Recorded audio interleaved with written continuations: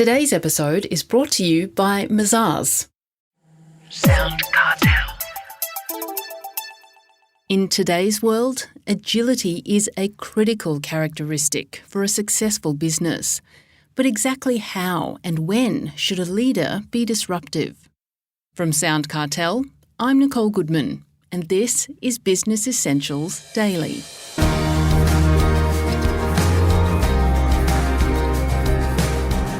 Businesswoman and entrepreneur Remi Pearson has become the business and personal coach of coaches after founding the Coaching Institute, which has now trained more than 10,000 coaches in about 100 countries.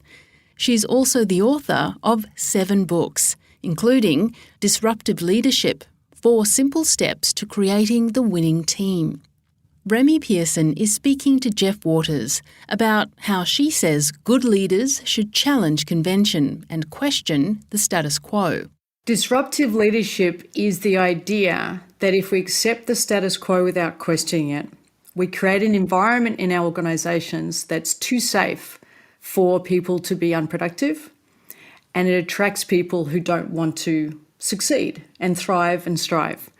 Disruptive leadership is the idea if we can question what's permanent and create something different from it. So think inductively. We create an environment where truly talented, excellent people will be attracted to your organisation, want to join, and will become a part of its momentum and its movement. A lot of people might think that they're contradictory terms. Disruptive leadership, what would you say to them? It depends on how you define disruption. So to me, disruption is to question the status quo and to question what is considered permanent, with the idea that something better may be able to emerge. Not necessarily, but if we're not the leader that's questioning, we're a manager. If we're a manager who's questioning, we're moving towards leadership. You write that there are 4 steps to becoming a disruptive leader. What are they, and how does each help build a better team? The idea behind disruptive leadership is built on a model, a thinking model I developed many years ago. It's called the Critical Alignment Model, CAM, and it's built on 4 steps, 4 stages, each with the idea the most important element of any organisation is your people. That's it. Your people are the organisation. The organisation doesn't exist or get to do what it does without them. So a lot of people say we put our people first. But I believe there are 3 steps that an organisation needs to put in place to truly believe their people come first. And they're ESINP, environment, structure, implementation, and then people. So I place people last because I believe there's work as a leader I need to do before I can create an environment where my team can thrive and strive. Environment is the elements that are unmeasurable. It's the qualitative aspects of your organisation. It's the vision, the values, the standards, the attitude, the expectations, the way we're going to do things around here. Do that before you tell me people are first. Create something exactly that is going to attract the type of people that are going to be phenomenal in that environment. Second step, take care of structure. Get your infrastructure sorted. Get the structure in place, get the benchmarks in place, get the KPIs in place, have every system, every to-do list, every piece of strategy organised before you tell me your person is the problem.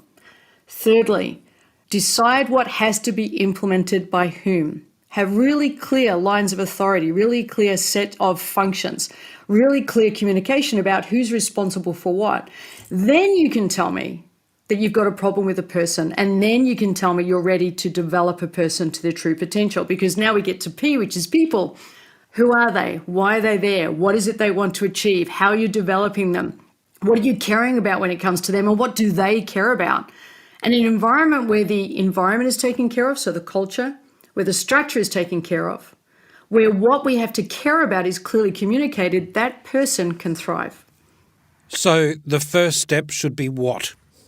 The first step is, as a leader, get very self-aware around where you are not competent. Most leaders fall into the trap of being strong in implementation. They know what they want done and they know who they think should do it. They neglect the E and the S, the environment, the culture, and they neglect the structure. They don't have an infrastructure in place where someone could pick up their role and do it and succeed. There's a lot of Chinese whispers and telling one person what someone needs to do and then changing the rules for someone else. So being very self-aware of where our gaps are in the critical alignment model is step one. Once we've identified the gaps, we need to address the gap, because that gap is how our team will fail. If we don't have every dimension in place, that person can't succeed to their full potential. So if we follow these 4 steps that you outline, what results can we expect? The companies and the teams and the individuals that utilize them make better decisions. They project manage with a clear sense of direction. They can manage through challenges that before would have defeated them. It removes the subjective sense of, I feel this is the right way to go. It removes, this is how we've always done this. It removes the defensiveness or the desire to keep the status quo. And it invites and encourages our team to start thinking differently, outside of the box, to create new solutions and new pathways forward. Eventually, the result is the people who never wanted to play at a high level are discouraged from being in the organisation and find a place where they're way better suited. But the people who want to thrive and strive and succeed and be productive and contribute to something that matters are attracted. So the ultimate result is we create truly a culture where people matter. So it seems you're taking us on a path towards agility. Is that the fair thing to say? Yes, it's agility through induction. So there's a difference between inductive thinking and deductive. Deduction looks at what is. It looks at the print on the page. The induction looks at the white of the page. This is a form of thinking that I teach that teaches us as leaders or future leaders how to look at the white of the page and not just see nothing. How do we create something out of nothing is the whole point of leadership. That is how you disrupt a marketplace. That's how they've all done it. Uber, Amazon, the list goes on and on. Every single one of them created something out of nothing. They did not look at the black on the page, the words, they looked at the space. Can you think of some examples in your own experience that could help illustrate how it all works? A really simple example would be someone comes into your organisation and they are really appalling at taking feedback. And we immediately think they need to be better at taking feedback. That's on them. They're too defensive. They're too hard to work with. They're not a match. But before we do that, using the critical alignment model, there are 3 other stages we have to go through. Stage 1, are we clear on around here in this culture, we give feedback? Have we clearly communicated what that cultural expectation is? Stage 2, structure. Is it documented? Is it clearly explained? Is it taught as they onboard in their induction process about feedback, what to expect around it, how to receive it, how to give it? Stage 3, implementation.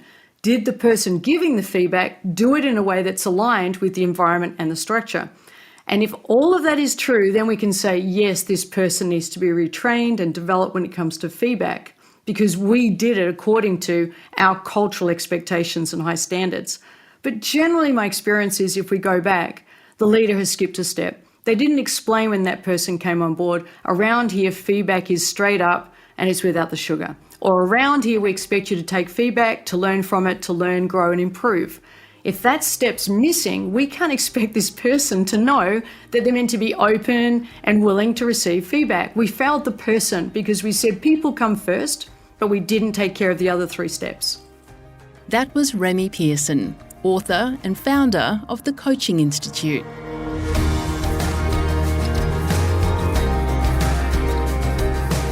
This episode of Business Essentials Daily is produced by the team at SoundCartel.